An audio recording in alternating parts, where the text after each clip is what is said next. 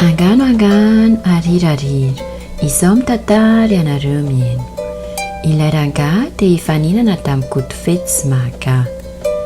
Indray andro nisy rangaha naheno lazan'ny Ikotofetsy sy Imahaka ka naniry mafy ny hifanandrina tamin'izy ireo.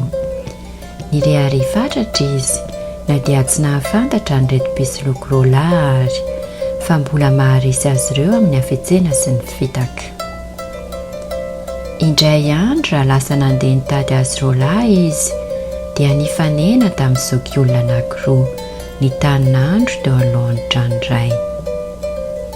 Nanontany reto zokiolona izy hoe: sao dia mba fantatrareo aiza ho aiza no mipetraka ireo mpisoloko malaza Ikotofetsy sy Imahaka? Mba tena faly aho hiaona amin'izy ireo.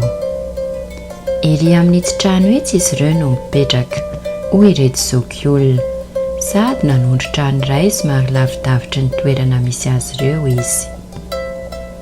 Fa alohan'ny andehananao any dia apetrao eto daholo aloha ny entanao rehetra sy ny akanjonao, sao dia lasan'izy ireo. Andrasanay eto ny entanao mandra-piverinao. Napetraka ity rangaha avokoa ny entany rehetra ary nisy sorony tanteraka ny lambany hatramin'ny salakany ka nasainy nandrasany reto zokiolona anankiroa.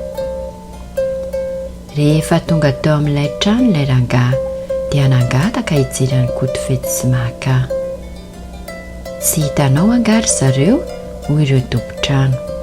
Ilay olona roalahy nipetraka teo anoloan'ny varavaran'ilay trano tery anie no Ikotofetsy sy Imahaka. Taitra mafy ity rangaha raha nahare izany ka lasa niverin'aingana naka ny entany sy ny akanjony izay napetrany tamin'ny Ikotofetsy sy Imahaka.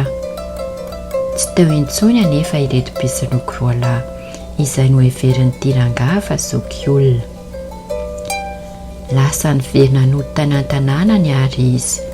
Niboridana no sady menatra mafy satria niomehezan'ireo mpiara-monina taminy. Niaiky izy fa Ikotofetsy sy Imahaka no tena lehibe ny mpisoloko sy mpamitaka.